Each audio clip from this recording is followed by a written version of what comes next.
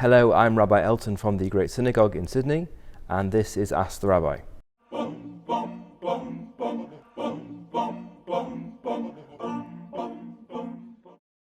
Our question today is about funeral practices and burial. And the question is, I understand that Jews must be buried underground, and yet I've seen multi-storey mausoleums being constructed in Israel, which appear to be above ground, and yet Jews are being buried in those mausolea.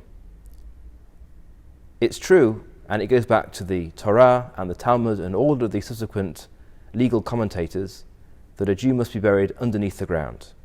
We don't allow cremation, for example, and a person can't be rested in a coffin above ground.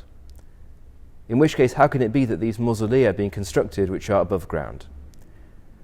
Well, in fact, if a structure is connected to the ground in certain ways, then it can be considered an extension of the ground.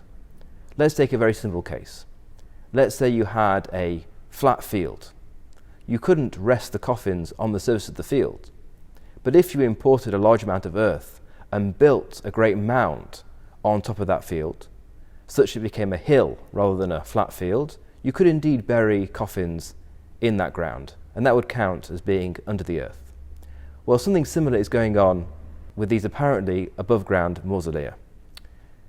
They are built in such a way that there are hollow columns which are spaced around the mausolea, and earth is placed within them. Earth which is connected to the earth of the ground on which the mausolea rest. And similarly, there is a layer of earth between each layer of cavities into which the bodies are placed. And therefore, these are considered not above the ground, but extensions of the ground, and the bodies are technically, in halachic terms, Jewish legal terms, still underground. There was a follow-up question, which is who can be buried above or beneath somebody else?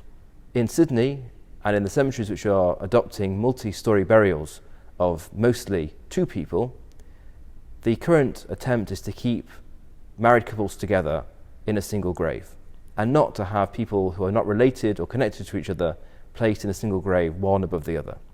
However, in Israel, where very large numbers of bodies are going to be placed in these mausolea, and there are many, many stories going high up into the air, it will simply be impossible to restrict those above or below somebody else to be a spouse or a close relative. And therefore, just as strangers can be buried next to each other in a regular cemetery in a field, so too in these Israeli cemeteries which go above ground, at least in a apparent sense, people who are not related can and are being placed one on top of the other in order to fill up these mausolea in the most efficient way to allow the greatest number of people to be buried in the land of Israel in a way which is both practical and also conforms to the halacha. Thanks for joining.